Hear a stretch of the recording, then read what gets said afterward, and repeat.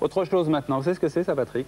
Bien sûr, c'est ma carte d'accès Antenne 2 que vous m'avez piquée. Eh bien, je vais vous donner une info. Cette carte, dorénavant, il faudra qu'elle ait une puce électronique. Pour entrer en Antenne 2, il faudra des cartes à puce. Pas mal.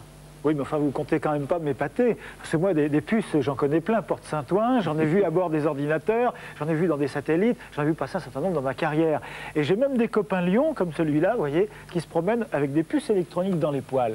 Des puces sur les animaux sauvages, mais des puces électroniques. Regardez ce reportage d'Henri Elie et Bernard Ronflet.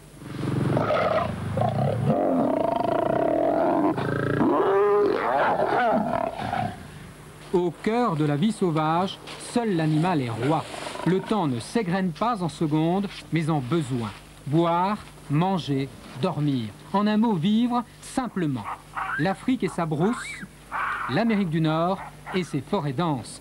On pourrait presque s'y croire si nous n'étions en Ardèche, dans le parc animalier de Peaugres.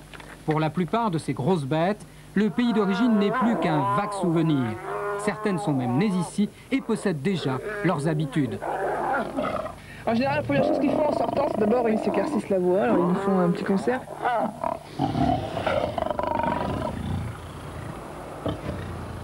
Lui, c'est Sherpa, un tigre du Bengale pour lequel Christelle Vito, la vétérinaire du Safari Park, prépare une opération on ne peut plus délicate. Endormir un animal de quelques 150 kilos n'est pas en effet chose simple, surtout quand il grogne. L'anesthésie fait son œuvre, Sherpa, bien que toujours conscient, est incapable de réagir. Hep le gros. La vétérinaire en profite alors pour lui placer entre les omoplates une petite puce électronique. Donc là, la puce, elle est dans la seringue, dans l'aiguille plutôt, et le tout est sous emballage stérile. Donc je l'ouvre au dernier moment. J'ai noté le numéro de la puce auparavant à l'arrière de la pochette plastique. Donc là, j'essaye de ne pas toucher l'aiguille avec mes doigts puisque c'est stérile.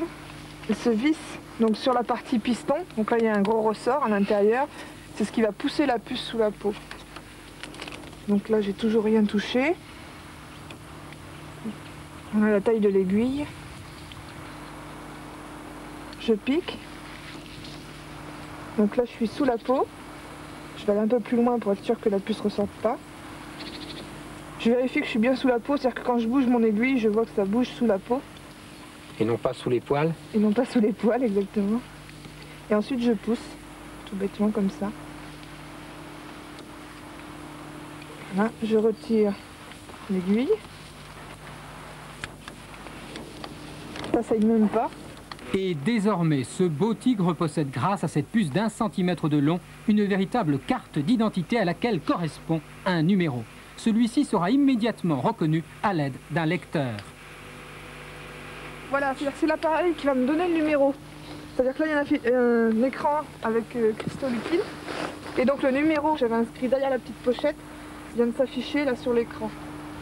Donc je sais que Sherpa, maintenant, ce sera le numéro 8B3C4. Ce numéro, entré dans l'ordinateur du parc animalier, rassemblera une quantité de renseignements médicaux et généalogiques, comme son lieu de naissance, ses maladies ou blessures éventuelles, ses caractéristiques.